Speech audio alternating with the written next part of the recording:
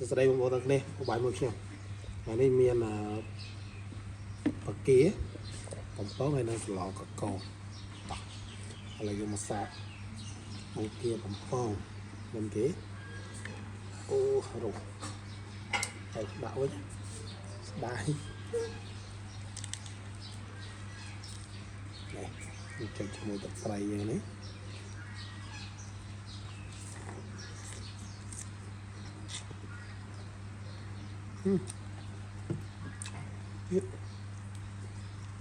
chết cả hàng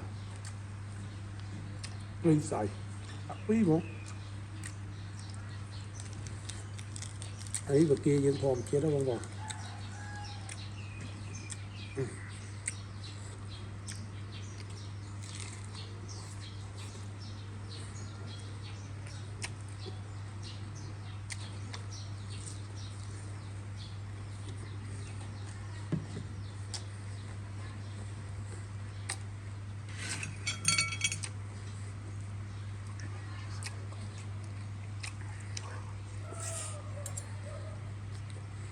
lẩu cầu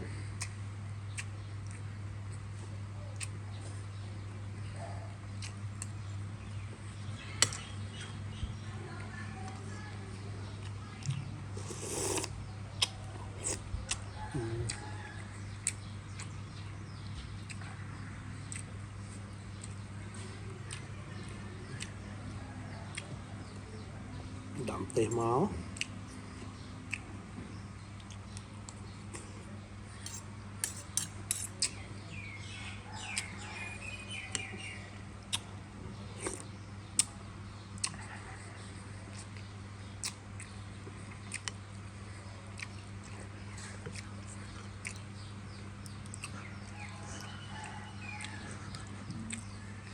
rồi mỗi tập chạy đâu nữa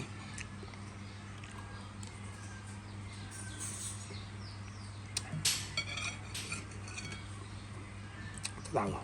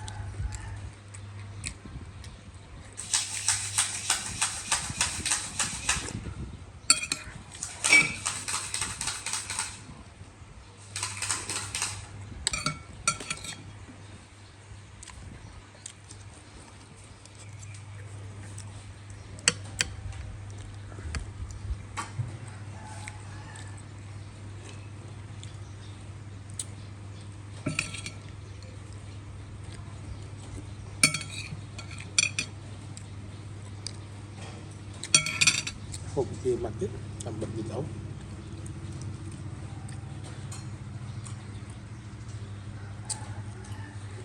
đặt camera mua phụ ối ối chứ vô đây nào mấy tập thầy đầy và còn nó bụt này nó tập thầy